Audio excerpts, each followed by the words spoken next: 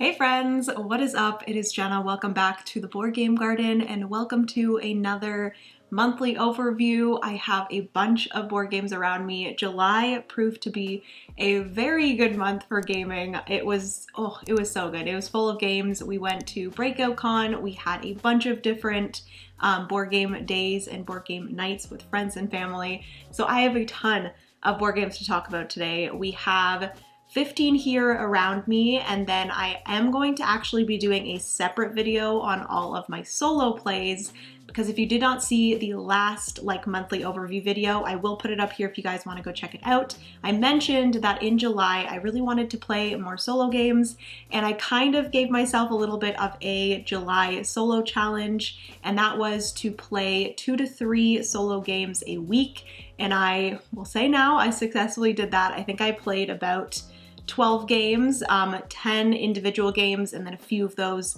multiple times, and it proved to be a very good month for both multiplayer games and solo games. So today we are going to be going over everything that we played in July that is not solo, and then in the Saturday video, because I will say that this video is going to be going up a little bit later than I typically have videos up. I usually like to do Saturdays and Wednesdays, but the last video that you guys saw before this was on Monday because I really wanted to do a vlog of our board game weekend. So ended up uploading that 2 days late, and then this one will be going up 1 day late, but the solo video will be going up on time on Saturday, so hopefully we'll get back into the swing of things, and hopefully sometime soon I can try to get ahead of schedule with board game videos, and I can actually have, a few videos ahead of schedule so that I'm not rushing to get these videos filmed for you guys. But I'm going to get into all of the stats for the month.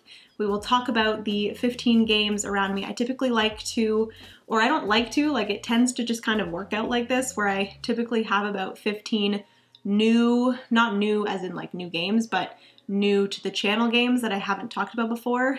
Typically I have around 15, so that's what we're sticking with, 15 mini reviews. So if you guys want to see those, just keep on watching. And then at the end of the video, I will be going through my top 3 videos of the month. So, or not videos. Did I say videos? My top 3 plays of the month. There we go. But yeah, without further ado, let's get into what we played in July, shall we? Okay, so starting out with the stats, looking down at the app. If you guys do not know what app I use, it is called BG Stats. I will put up the little thing here. It is a green icon, and I believe it's available both on Android and Apple, or iOS. So that is the app that I use, and I usually just put in what we played and who we played with. I typically don't put in the winners of the games and the scores and stuff. I might start doing that maybe next year, we will see. But I feel like I started off doing this this year, that I feel like if I start putting in the scores and stuff, it'll just kind of be weird. I don't know. I kind of just want to just do what we played, who we played it with for the rest of this year, and then maybe start doing scores and who won next year. But anyways, for the BG stats this month, we had 35 games overall played, which I think is the most thus far this year, which is amazing. 27 games total, so those are different games that we played. So I guess we played a few of these multiple times, and then again it says 0 new to me, but let me see, 1, 2, 3, 4, 5, 6, 7, 8, 9, 10, 11 of those are new to me games. So super good, love that for us. Lots of new games played this month, and yeah, so let's start off with, I believe the first day that we played this month was July 2nd, and the game was one that is at the bottom of this pile here, so please hold while I move all these games off this game. Alright, so the first game that we played in July is this big boy right here. This is Concordia, and this is a game that we've had for quite a bit. And we took a little bit of a break from Concordia and we brought it back out in July. We actually played it twice in July. We played it just Francis and I, and then recently we just played it with our friends Tom and Asha, and this is such a fantastic game. It is a deck building game, resource management, as well as building. I wouldn't say that this is like an area control, but there is a map on the board and you are building houses or building just like cities, I guess, on different parts of the map, and you can build in the same place as someone else. It just costs a little bit more, but basically you are going around using cards on your turn to do different things like move and build. You can prefect, which is just a really easy way to get resources. You use those resources to build, and at the end of the game, all of the cards that you have accumulated over the game in your deck, you actually have different ways of scoring, and the amount of cards with that scoring premise multiplies your score. And the thing I love about Concordia is the fact that throughout the entire game, there's like a score track around the outside of the map. You don't move the scoring markers until the end of the game. So you're going throughout this game and you're building things, you're getting resources, you're making money, you're buying cards, and you don't know how it's going until the end of the game, where everyone is scoring for all of the different cards that they have in their hand, and it is just so good. I love it because at the end of the game, you're all like, oh, who's gonna win? And like someone might have a ton of one type of card that is a multiplier, so they might go up a ton on the track for this one card, but then someone else might have a lot of another card, so when you're scoring that card type, they go up the track. Oh, it is so good. I absolutely love Concordia, and we took a little bit of a break from it, and we brought it back out, and I forgot how much I loved this game, and I really want to possibly get more of the maps, because you can buy different maps for it to change up the game a little bit. And then you can also, there just recently was a solo expansion that came out. Aside from the solo expansion, which I do really want, there is also 2 other expansions as well. They're all in a huge ginormous box like this. I will say that Concordia is a very awkward sized box, and the art on the front is definitely not something that really like pulled me in, but it really proves that you cannot judge a game based on the cover and kind of the theme, because the theme doesn't really draw me in Concordia, but the gameplay is just so good that I don't even care. Like I love Concordia so much. Next up is a game that we've had for a while, and it's been one that I've wanted to get off of our shelf of opportunity, and that is Welcome to the Moon. Francis and I finally played this, just the 2 of us. This is a game that for some reason has scared me, and I don't know why. Like, it is literally just a roll and write. I love the 2 other games in this trilogy, Welcome to Your Perfect Home, Welcome to New Las Vegas. I love both of those.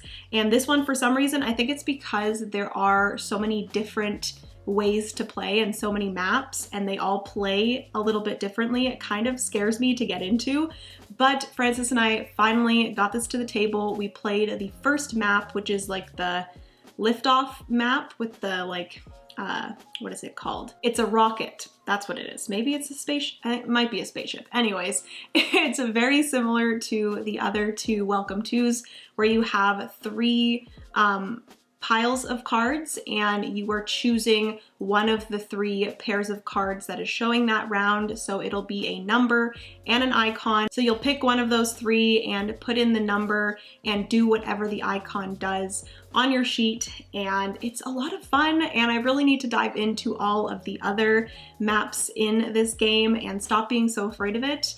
This can also be played solo, so this is one that I really want to get to the table in August solo, so hopefully in the next solo video, I will be talking about that one and my solo experience, because there's also like a huge campaign thing as well that you can do solo or multiplayer. So Welcome to the Moon was one that I finally got to the table, and I'm very happy that we did, because it was really fun. Next up is a little game that we've had in the collection for a little bit, and we have been meaning to try. This was sent to us from Renegade Games, and it is Fox and the Forest Duet. This is a 2-player version of Fox and the Forest. This is a fun 2-player trick-taking game where you have this little board in the center that has a path, and basically you are trick-taking with your other player. You're working together. It is cooperative, which I really love, you know, working together with another person to succeed. It is a lot of fun.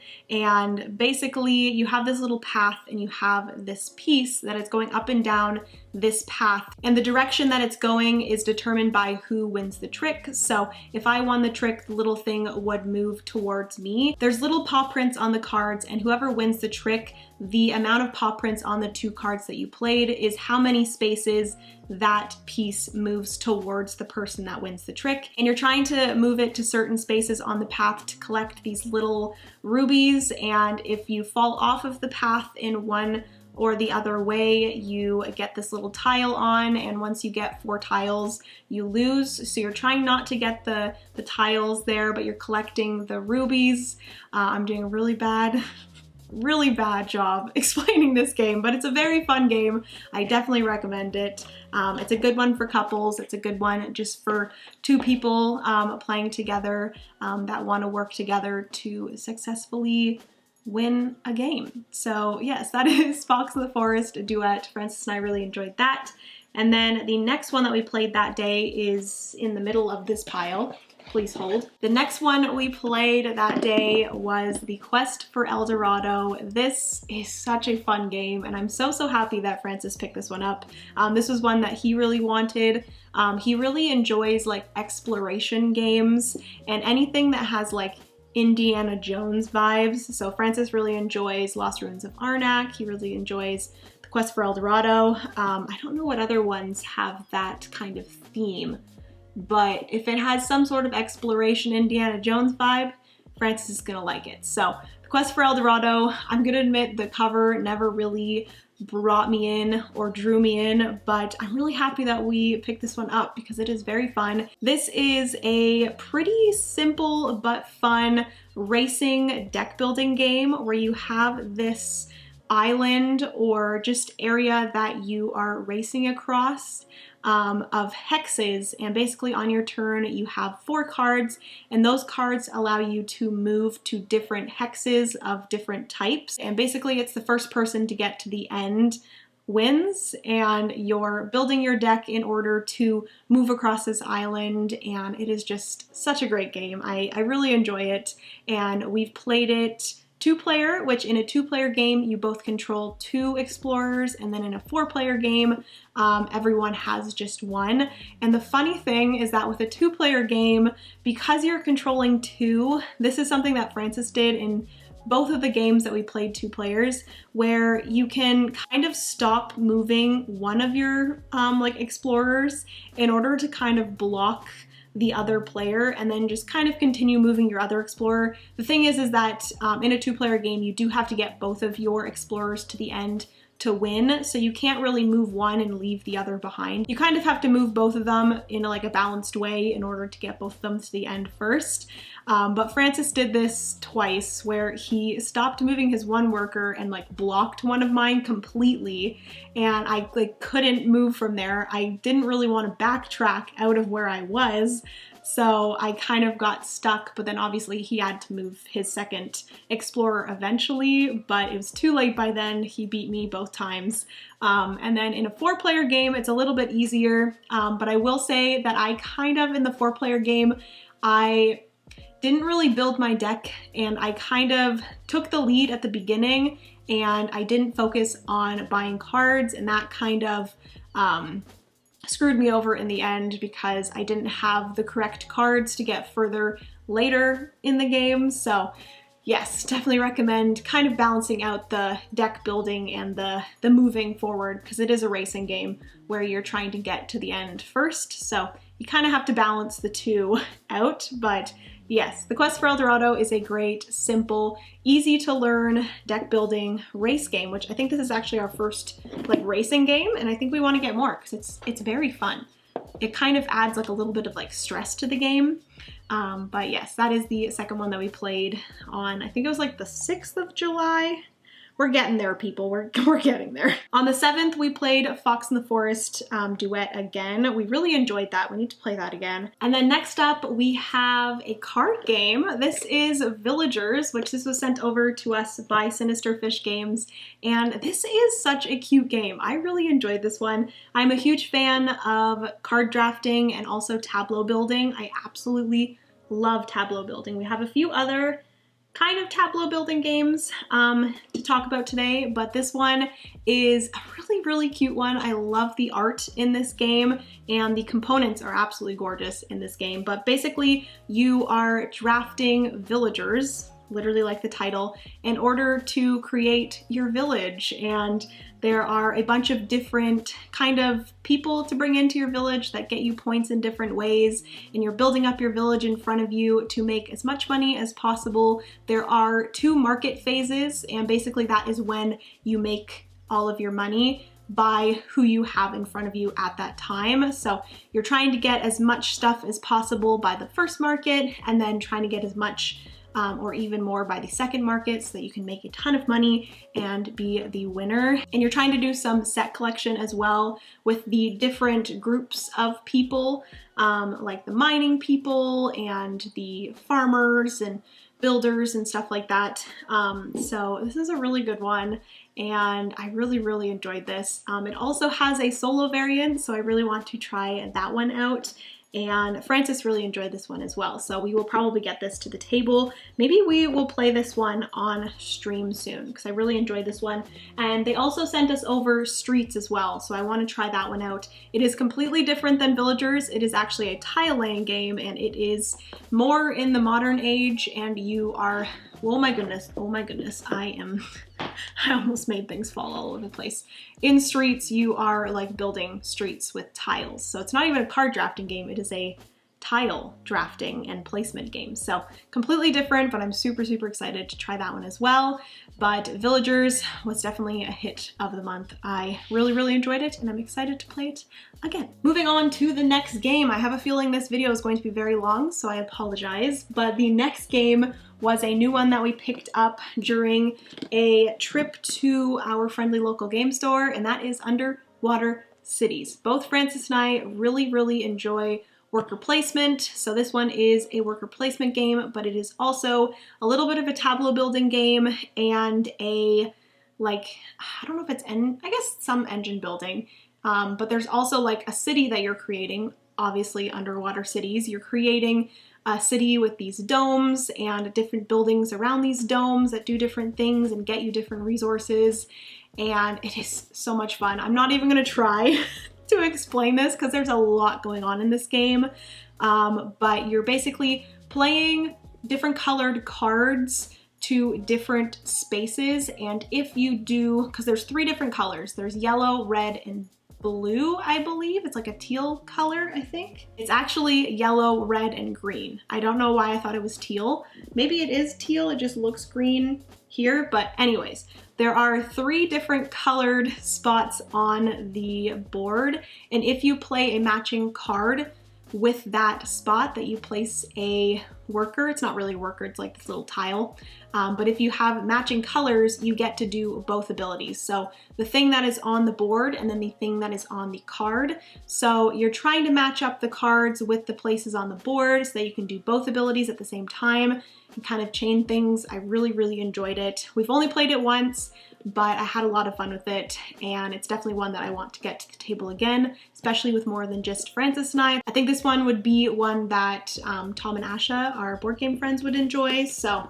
yes, that is Underwater Cities. And then that following Saturday was July 16th, and that is when we went to Breakout Con in Toronto, Ontario. I did a vlog for that, so I'll put it up here. But we played 3 games that day. One was Hike It, which is a game that is going to be going up on Kickstarter on August 16th.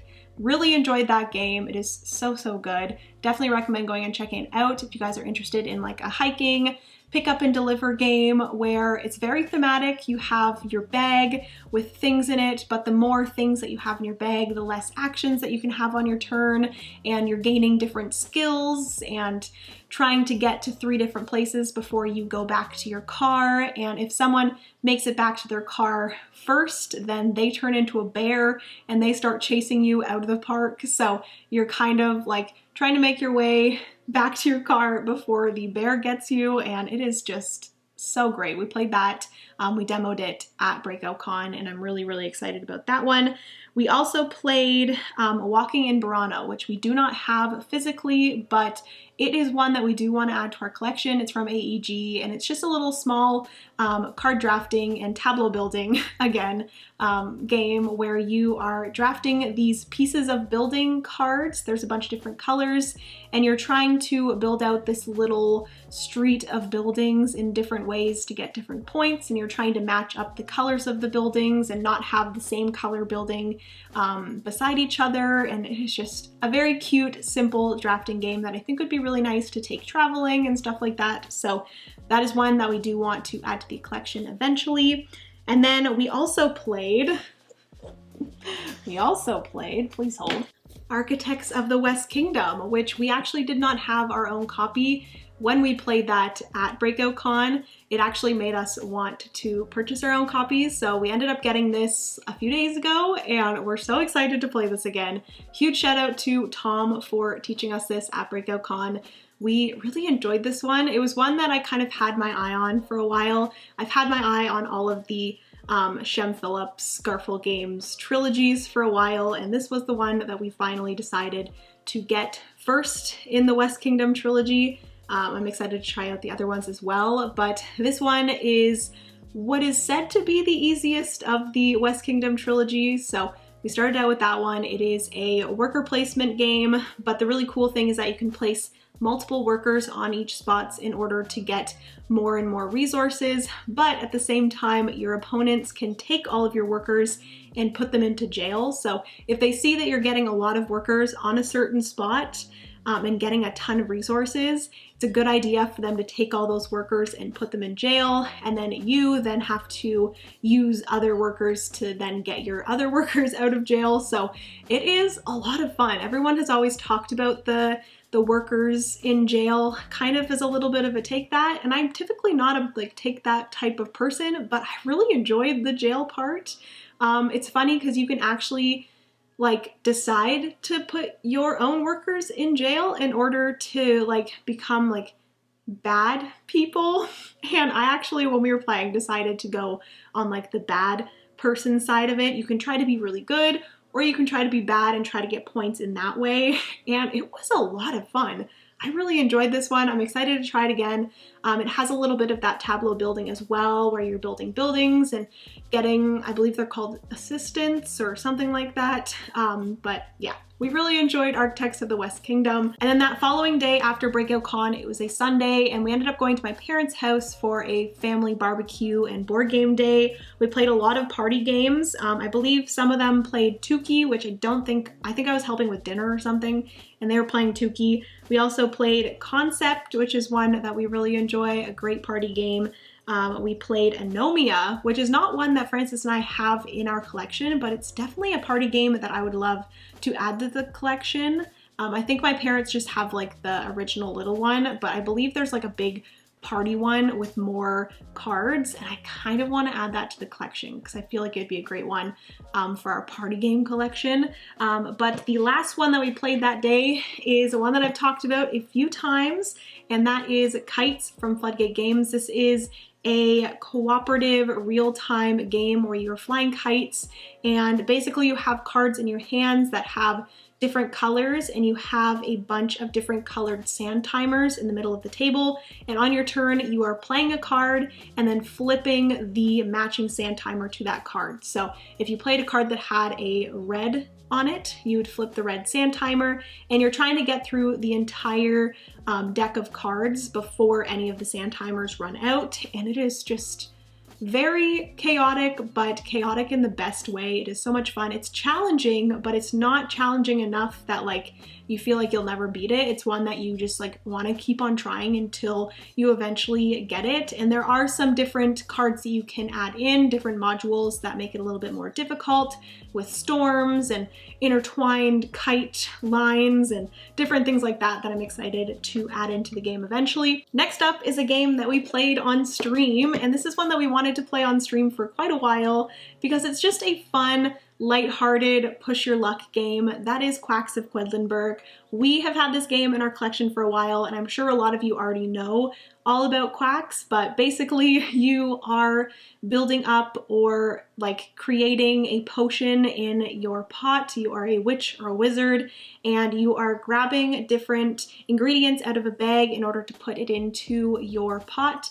And there are these white ingredients that if you have, I believe it's 7 or more than 7 in your pot explodes. So you're pulling these chips out of your bag in hopes that you pull not the white ones, and trying to get as much into your pot before it explodes. Or you don't want it to explode. But you can push your luck until it does explode, and then you kind of get screwed over a little bit. But at the end of each round, you're buying more chips to put into your bag, and each chip does something different when you place it in your pot. And it is such a great game. I really love this one. It's definitely not one that you can take too seriously. It's a very just lighthearted, have fun with it kind of game. We really love it, and it's been in our collection for a long time, and it will probably stay in our collection. We do have the Alchemist's expansion as well that we need to play with this. So yes, that is Quacks of Quedlinburg. Okay, so I don't know how many we have left. We have 1, 2, 3, 4, 5 left possibly, but the next one is one that I've wanted for quite a while, ever since I saw it, and that is Dungeons, Dice, and Danger. This is a roll and write kind of dungeon crawler game, and I freaking love this one. This is one that I played solo as well in the month of July, which I will talk about in that video. But Dungeons, Dice, and Danger, you have this map that is a dungeon, and everybody is on your turn rolling a set of 4 white die and 1 black die. And with those 4 white dice, you are trying to create 2 different numbers, so you can add 2 dice together, whatever combination you want, and then you are using those numbers that you create with those 4 die to put into the dungeon and make different paths and try to attack different monsters, get different things, treasures, stuff like that. And then if it is your turn and you have the active player, you have the option to use the number that was rolled on the black die. Other people can use your black die if they choose to, but I think they can only use it 3 times. But if you get a treasure, you can gain another 3 times of using the non-passive black die. So basically when it's not your turn, you can use someone else's black die. So yes, very, very fun. Really enjoy this one. We just recently played this 4-player with Francis's parents, and they absolutely loved it as well. It's a very simple game because you're just coloring in different numbers on your dungeon map, but it's just so thinky. There's so much to think about. There's so much to try to do on the map, and it's just such a fantastic game. I'm so, so happy that I finally got this one. Definitely one of my highlights, spoiler alert, might be in the top 3 of July. So that is Dungeons, Dice, and Danger. Next up is a game that was sent over to us from Stonemaier Games, and that is the Viticulture World expansion. Viticulture is one of my favorite games. I believe when I did my top 10 in November of last year, Viticulture was number 3 possibly, maybe number 2, I kind of forget. But Viticulture is one of my favorites, and when I saw that they were coming out, or Stonemaier was coming out with a cooperative expansion, I was so excited about it. So thank you so much to Stonemaier for sending this over. I will be doing a full video on how we like Viticulture World, but we played this twice. Francis and I have played it 2 players so far, and then we also played it 4 players with Tom and Asha when we did our board game weekend, which is the last video that you guys saw on the channel. But yes, we have really enjoyed this so far. I don't want to talk about it too much because I do want to save it for the full review of this, but overall it has been very fun, very challenging, I will say. But you can also play this solo too, so that is something that I want to dive into as well.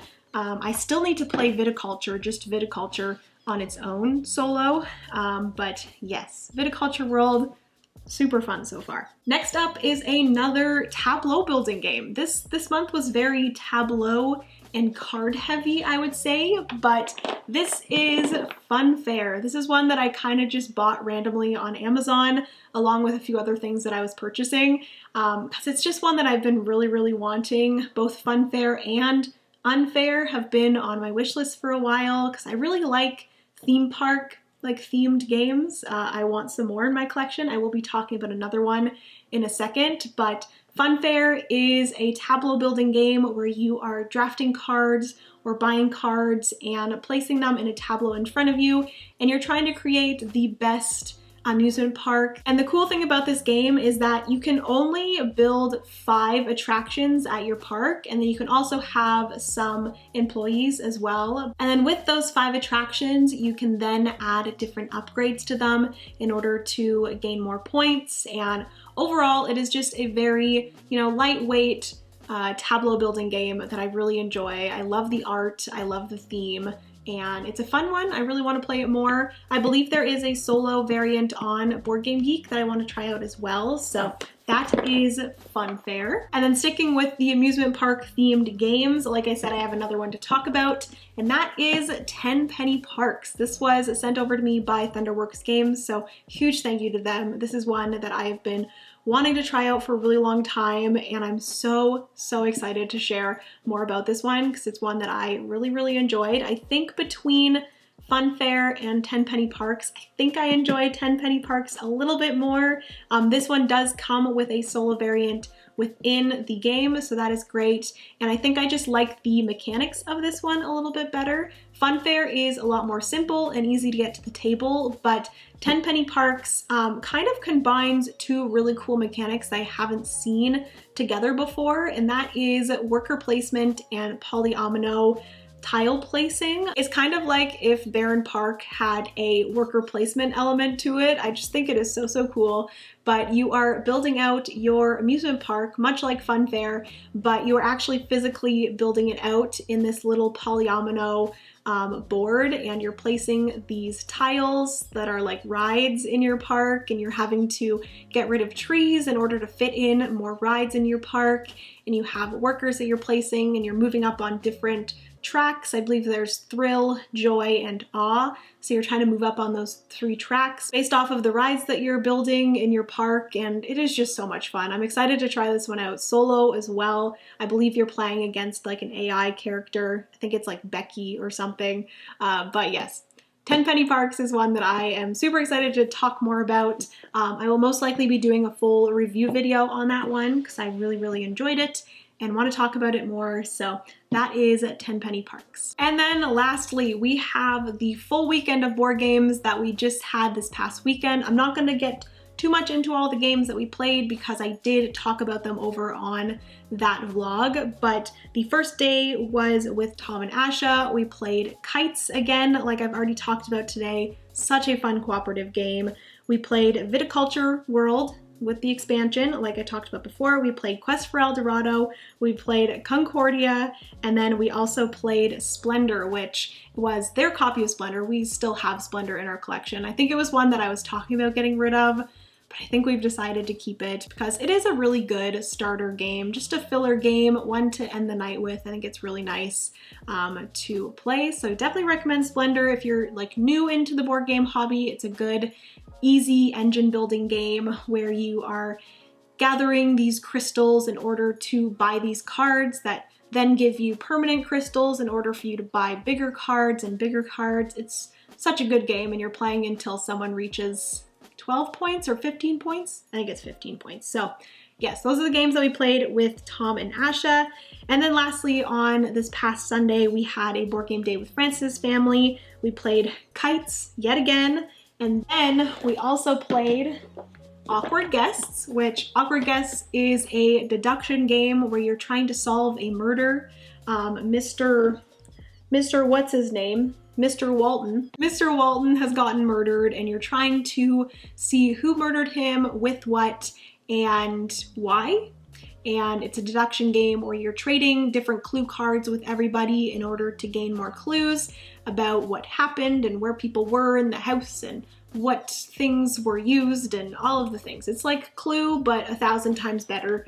100% recommend it if you can get your hands on it. It's a little bit difficult to find, but it is a very fun one. And they do have a new one called Scandalo that I believe is out now. Not 100% if it is or not, but I really want to try that one out as well. But yes, Awkward Guests we played. And then we also played Trekking the World Trivia, which I've chatted about before on the channel. We also played Scattergories, which I haven't talked about on the channel, but Scattergories is such a classic, fun, word-based party game where you are rolling a die that is telling you a letter that you have to then think of a bunch of different words for. You have a list of different things like things with legs, something you often forget. You just have to try to think of a word for each of these prompts with that specific letter, or starting with that specific letter that you rolled. You have a specific amount of time, and if you think of a word but someone else has thought of the same word, you don't get a point for it. It's a fun one. Really enjoy Scattergories. I probably didn't do a great job explaining it, but I'm sure you all know what Scattergories is. It's a great word party game. Love that. And I think that might be everything. All right, so I have surrounded myself with all the games that we have played this month.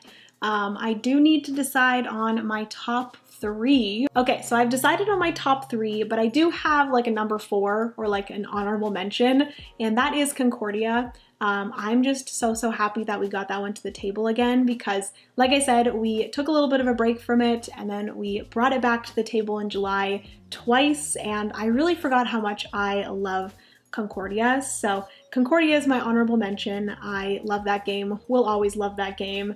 But my number 3 is going to be Villagers. I really enjoyed this cute little tableau building game. I really want to get it to the table again. I love card drafting, I love tableau building, and the art in this game, again, like I said, it just really made it for me, and I'm excited to get that to the table more, both multiplayer and solo. So number 3 is Villagers. Number 2 is 10 Penny Parks. I really enjoy this one. I love the combination of polyomino tiles with the worker placement. Those are some of my favorite mechanisms, so I really love combining those two.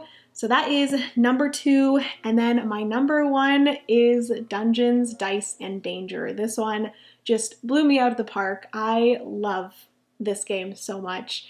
It is so good. It's an easy one for me to get to the table solo, but at the same time, I really enjoyed it multiplayer as well. So that is going to be everything for this video. Hopefully you guys enjoyed. If you did, give it a big thumbs up. Also, comment down below what your top 3 plays were in July. I would love to know and chat about those down in the comment section. Subscribe if you've yet to do so. I think we're pretty close to like 3.5K, which is crazy. And I know I said that Francis and I were gonna do our top 20 games once we hit 2,000, which we're already at 3.5. So promise that video is coming hopefully soon. But yeah, hopefully you guys enjoyed. I love you so much. Remember, you are somebody's reason to smile, and I will see you in the next board game video, which is going to be all of the solo games that I played in July. So I'll see you guys then. Bye, friends.